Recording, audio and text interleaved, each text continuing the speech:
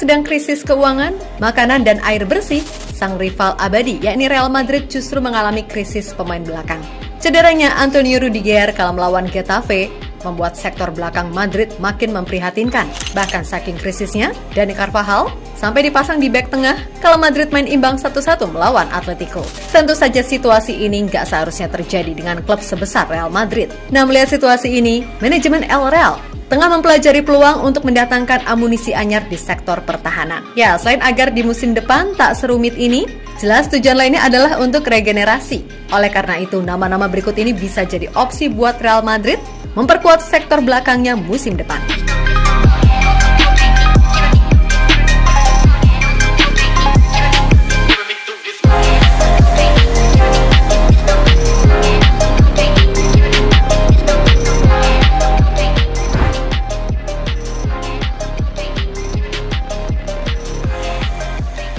Nama pertama adalah Rafael Varane dari Manchester United. Nama yang satu ini tentu sudah tidak asing lagi bagi publik Madrid. Karena sebelum bergabung dengan Setan Merah, Varane sudah lebih dulu berjaya bersama Real Madrid. Selama di Madrid, Varane telah membangun reputasinya sebagai salah satu bek tengah terbaik di dunia. Nah, di tengah krisis ini, Carlo Ancelotti merasa membutuhkan bantuannya lagi. Pelatih asal Italia itu ingin mendatangkan kembali Varane sebagai opsi jangka pendek. Ancelotti menginginkannya karena sang pemain sudah paham betul dengan pola permainan dan kultur El Real. Jadi, ia tidak perlu lagi beradaptasi. Kabarnya kesepakatan pinjaman adalah prioritas Real Madrid dan Varane pun tergoda dengan kesempatan ini. Apalagi setelah ia mulai jarang menjadi pilihan utama Ten Hag. Namun, pihak Manchester United tampaknya lebih minat dengan kesepakatan permanen karena Varane dianggap sudah tidak konsisten dan kerap mengalami cedera.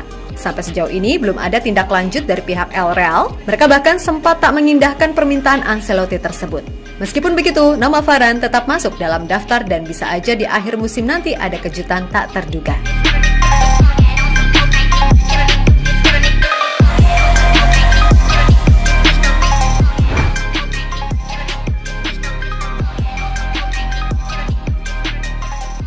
Gonçalo Inacio juga bisa dijadikan opsi Real Madrid untuk menambal lubang di sektor pertahanan. Inacio masih berusia 22 tahun, tapi dia sudah bermain di level tertinggi sepak bola Portugal sejak 3 tahun lalu.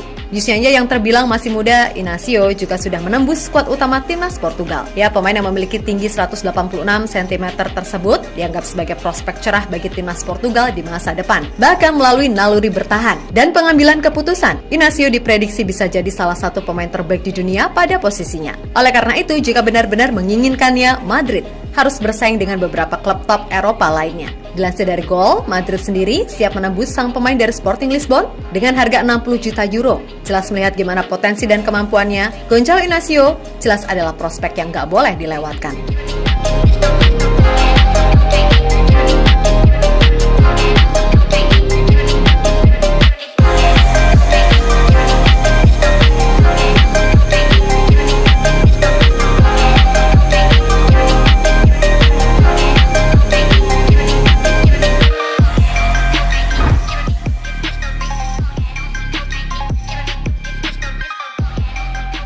Masih dari Liga Spanyol, bek jangkung asli binaan Benfica, yakni Antonio Silva, juga telah muncul sebagai salah satu opsi Real Madrid di bursa transfer. Meskipun masih berusia 20 tahun, Silva sudah menjadi pemain reguler di jantung pertahanan Benfica sejak musim 2022-2023. Hingga narasi ini dibuat, Silva udah 74 kali buat Benfica dengan subangsih 7 gol. Dan di timnas, ia sudah mengoleksi 7 caps. Sebetulnya, Antonio Silva ini udah masuk dalam daftar incaran Real Madrid sejak musim panas 2023 lalu. Namun karena waktu yang mepet, Madrid gagal merampungkan kepindahan sang pemain. Nah, jelang bursa transfer musim dingin, Madrid diperkirakan akan kembali bergerak untuk Silva. Apalagi kini Madrid begitu membutuhkan tambahan pemain di lini belakang. Maka dari itu Madrid jelas gak mau melewatkan kesempatan mendapatkan pemain yang sama seperti Gonçalo Inacio, yakni sama-sama dianggap sebagai dua bek potensial yang bakal menjadi masa depan timnas Portugal.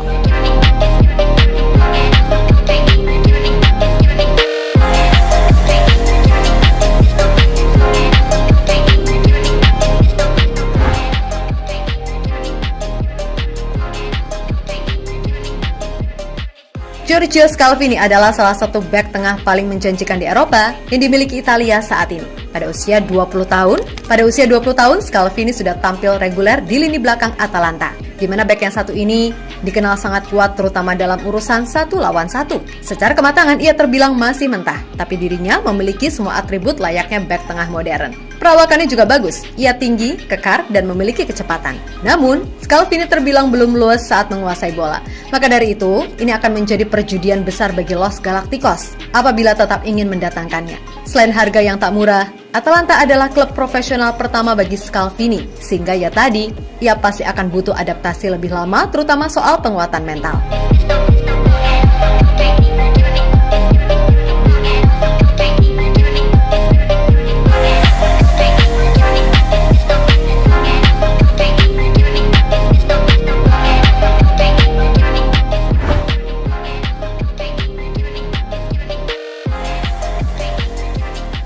Leny Yoro merupakan pemain didikan Akademi Lille. Bek yang kini berusia 18 tahun tersebut mendapatkan kesempatan menembus tim utama pada musim 2021-2022 lalu. Dan di musim ini perannya seolah tak tergantikan dan udah tampil sebanyak 26 kali di semua ajang dengan sumbangsi 3 gol.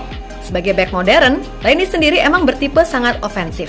Gaya mainnya pun cenderung kalem dan sangat tenang, dan memenangkan bola-bola atas dinilai sangat baik. Selain itu, ia juga punya kenyamanan bermain dengan bola di kakinya, baik dalam dribble maupun umpan bola panjang.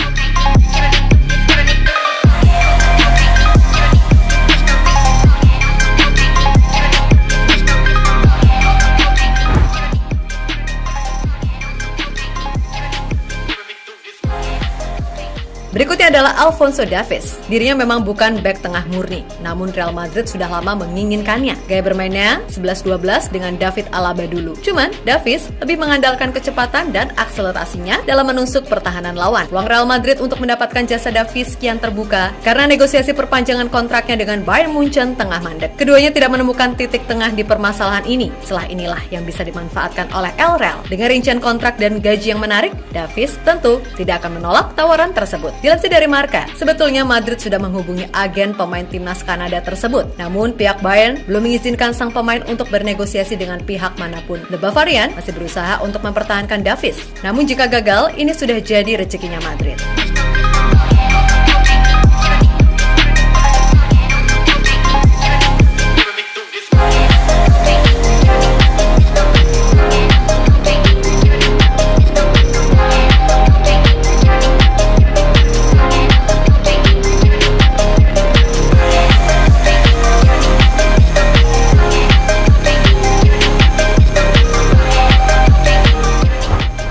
Yap, selain nama-nama tersebut, sebetulnya Real Madrid juga masih memiliki opsi yang murah, yakni dengan memulangkan pemain pinjamannya. Untuk saat ini, El Real sendiri tercatat masih meminjamkan 4 pemain mudanya, di mana 2 diantaranya adalah pemain yang berposisi sebagai bek tengah. Mereka adalah Rafa Marini yang dipinjamkan ke Alaves dan Jesus Vallejo yang dipinjamkan ke Granada. Khusus Vallejo, ia sebenarnya merupakan orang lama di Madrid, namun belum mendapatkan banyak kesempatan di skuad utama. Sayangnya, situasi di Granada pun juga nggak begitu baik, di mana sejauh ini sang pemain baru saja mengantongi 3 penampilan bersama timnya saat ini. Melihat itu, mungkin nama Rafa Marin patut dicoba, sebab pemain 21 tahun tersebut dinilai jauh lebih matang karena mendapatkan menit bermain yang cukup di Alaves dengan udah tampil 22 kali di musim ini. Selain itu, Marin sendiri merupakan produk asli Akademi Real Madrid, sehingga dirinya memiliki DNA Madrid dan sedikit banyak sudah paham dengan identitas permainan tim.